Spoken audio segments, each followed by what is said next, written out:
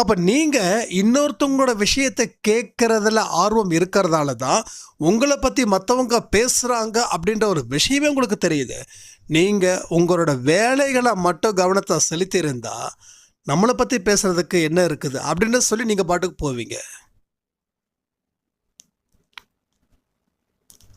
சந்தேகப்படுறவன் உலகத்தில் இருக்கிற அத்தனை பேரையும் சந்தேகப்படுவான். ஏன்னா அவன் சந்தேகம் பிடிச்சவன்.